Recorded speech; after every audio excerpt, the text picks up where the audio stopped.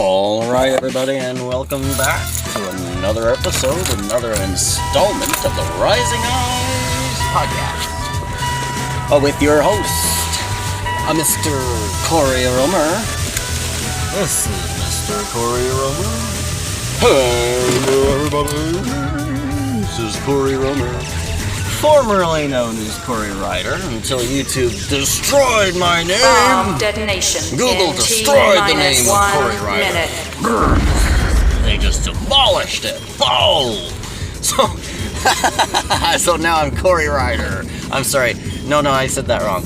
They destroyed the name of Corey Ryder, so now I'm Corey Romer. I can't even remember my fucking name, guys. I can't even remember my goddamn name. I've had so many names, I don't even remember the name anymore. I just keep getting reincarnated over and over again on digital platforms. Bomb detonation in T-minus 2 minutes. Yeah, what's up, what's new, what's going on in the neighborhood, in the community? Are you connecting with people, everybody? Are you finding people? Are you winning? What is that meme? I need to look that up. I don't even know what that is. There's so many new memes on the internet, and I don't have the time to stay up to date with every single one of them. But I guess, are you winning? I don't know where that's from. I just saw all these funny-ass fucking, what do you call them? Memes on the internet everywhere. Are you winning? Are you winning?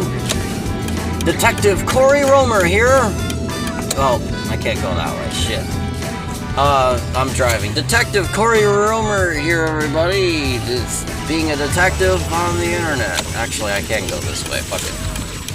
I'm a detective superhero man who's detecting things on the internet. Bomb detonation. For the safety and the well-being of humanity. We're going to rescue and liberate the human race from the evil clutches of the big tech galactic empire of shit who's trying to censor you and control your mind and take you down underground, where you will be captured and imprisoned by robo-reptilian, alien vampires, cyber criminal, ever babies that never grew up. That's why they're on planet fucking Earth. Robo-cyber-reptilian alien vampire babies from Mars, who blew up Mars because they suck. They suck at life. That's why they blew up Mars. That's what they did. They came from Mars, they blew it up. They came, they saw, they blew it up. That's what it is. That's what happens. It's so stupid. You're so stupid. But take responsibility and be an adult. Do you all have anything meaningful to say here today on YouTube, on these social media platforms? I saw a buddy of mine walking down the road there, and I sure would like to stop and talk, but you know, it kind of sucks when I have interacted with people like in the last year or so.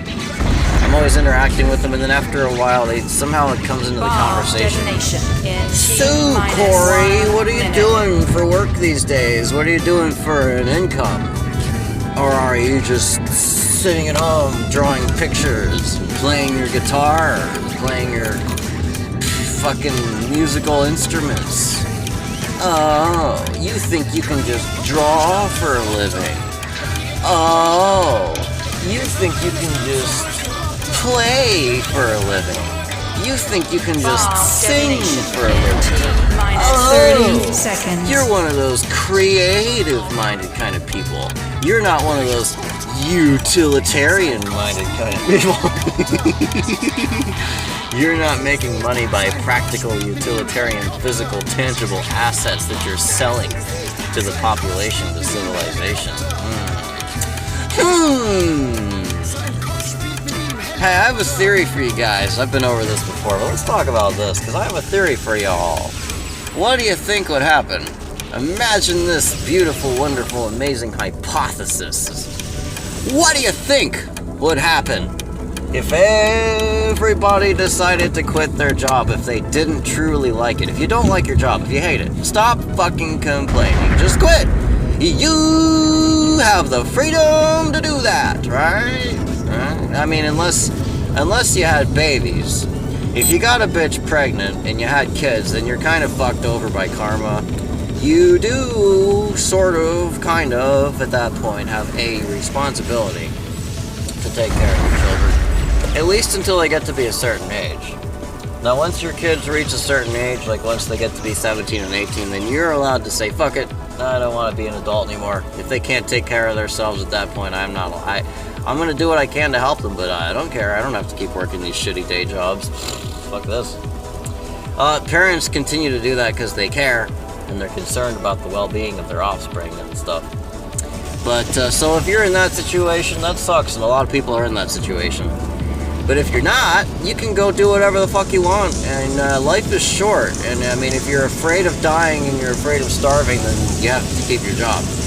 But if you're suicidal, if you're, you know, it's a beautiful thing, you know, it's a beautiful place to be, is if you're suicidal and you go through your stupid suicidal tendencies and you're like, I want to die, I hate it here, but then you're a stronger, morally more responsible person, and everybody all over the world is telling you, don't commit suicide, don't commit suicide, stay alive, then it's a beautiful place to be, because you're like, wow, we can die. This world is stupid and short. This is a stupid, shitty, short world. Life is so goddamn short. You're gonna die anyway? Fucking quit your job. So, anyway, now that we laid the foundation for the premise of why anybody could quit their job if they didn't have kids to take care of, and they don't have that karmic debt leashed around their neck, what would happen if everybody, even the people that did have kids, what if they did quit their jobs and find out what happens? Well, I had a little hypothesis behind that, and I could be wrong about this. You know, if I'm wrong, I apologize as fuck. But I'm sorry as fuck if I'm wrong about this, but I think it might be a good thing if everybody quit their job, and I'll tell you why. Because if you all done quit your jobs, think about that. All the doctors and the politicians and the lawyers and the policemen's and the garbage mans and the farmer mans and the mailmans and the womans, all the people just quit their jobs all at once. There might be some chaos for a few days or weeks and stuff, and people will be like, oh no, nobody's working in the grocery stores, nobody's transporting goods, nobody's driving trucks to bring fast food meat to fast food locations and restock the soda and restock the junk food and the Twinkies and the big pharma pills and all that stuff. All this stuff, nothing's being transported anymore. Oh no.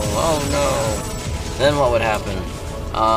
Maybe people would get together and say, hey, I have this that can help you, and I have this that can help you, and you have this that can help me, and maybe we can actually share with one another and barter tangible assets and resources with one another.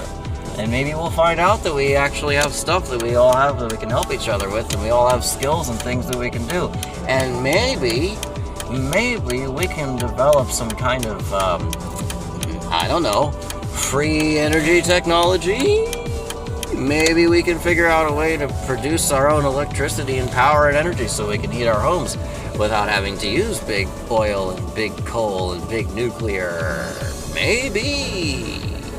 And maybe we can grow things in the ground for sustenance. Maybe. I don't know. I'm not saying I have all the answers, guys. I don't know that for sure. But it would be an interesting experiment. An experiment that not enough people all at once are willing to try, are they? No, they're not. No, they're not. It's just like the universal basic income experiment. I said this before. I was voting for Andrew Yang, President Andrew Yang, who was going to be President of the United States of America in 2020. I was voting for him.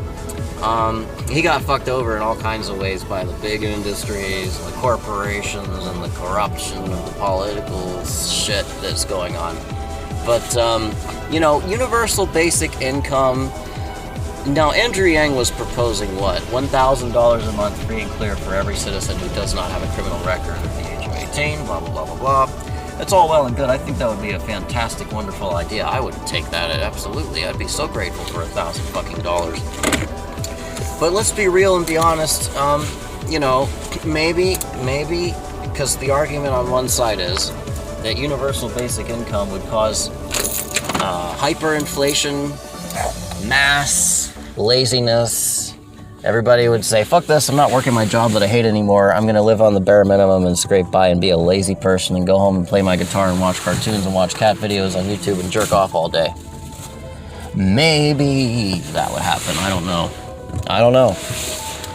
Like I said, I don't have all the answers, but given the fact that our whole civilization is heading into absolute disgusting loony chaos, scarcity, third world, Mad Max conditions of bullshit, which, by the way, were predicted by Mr. Andrew Yang in his book titled The War on Normal People. And he was talking about, technology replacing people's jobs, which is partially going on. But to be honest with you, I'm not so sure that they're going to have robots that are going to be able to take care of everything. I think that there is probably a lot more going on, and technology is not going to save all of us. But really what this universal basic income thing was about was it was a starting point for humanity to look at itself, and for human beings on planet Earth to perhaps look at each other in a much more compassionate, open-minded kind of way. And it just didn't happen. But I say it's an experiment. Give it a try. Because what do you have to lose? What does anybody have to lose? Whether you are rich or poor. If you're really rich as fuck and you have fucking a mansion and a gated community, and you think you're gonna be able to protect your own ass and your kids' asses and your family's asses with all your guns and your ammunition and your gated community, maybe you can, and good luck with that. Because when the zombie apocalypse literally comes out of the woodwork, and the fucking savages come out and the refugees storm over the border, all these people, all these displaced people who are displaced by the climate engineering, geoengineering catastrophe, crime against humanity and the planet that's taken place, that's displaced hundreds of millions of thousands of human beings, got nowhere to go, have nothing to fucking lose, looking for desperately for shelter and having their basic needs met, and they come rushing in, and you're one of the last 1% human beings on the goddamn planet who actually still lives in a fucking first world lifestyle. And you think you're gonna protect you and your family. What, are you gonna live in a bunker? Are you gonna go underground in a bunker? I think it's a stupid investment, to be honest with you, if people are investing in that kind of, mindset. Let me hoard as much money and resources as I can so I can protect my 15 kids that I shouldn't have had in this ugly, disgusting, chaotic, fucked up world. Let me hoard a bunch of resources in my gated community and get a bunker and protect my fucking self and my people selfishly. I'm asking the question here, what the fuck do you have to lose whether you're rich or poor? Because the chaos is going to hit everybody, and you might have a little bit of a buffer depending on who you are, where you are. If you are somebody who is successful enough that you manage to make a whole bunch of money in your life at this point, that you have established a foundation of your first world lifestyle, and you have established a buffer. For instance, Mr. Comedian podcast host Joe Rogan, who I'm a fan of. I very much like his podcast. Now there's an example of a human being who seems to be doing all right. He made a big success for himself there, running his podcast. He's a successful person in show business. He made a lot of money. I don't know exactly where he lives or what his house looks like, honestly. I didn't really bother to look it up. But I don't know, I imagine he must be living, a first world life, protecting his kids. But he knows what's going on out there in LA. He knows what's going on over there in California and the whole world. He should know what's going on. He's aware enough of what's going on. I wonder how safe he thinks he's going to be in the long term. I wonder if he thinks it's going to last. All you people that are living your first world lifestyle conditions, how long is that going to last? Is it going to last? Are you safe? Do you have that for long? Is it really going to last? How much of a foundation do you have? How stable is it really? Do you think you're stable because you have money? Because you have money according to modern day civilization? I'm just, asking the question. I'm just throwing it out there. Like I said, I don't have the answers. Don't take my word for it. But it seems to me that things are not very stable for anybody. It seems to me that we're all in a lot of chaos that's ensuing for everybody. And you might think that you have some kind of buffer in the form of what laws are protecting you in your house.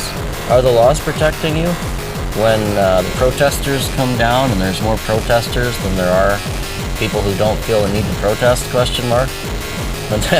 when the hordes and hordes of raving lunatic mad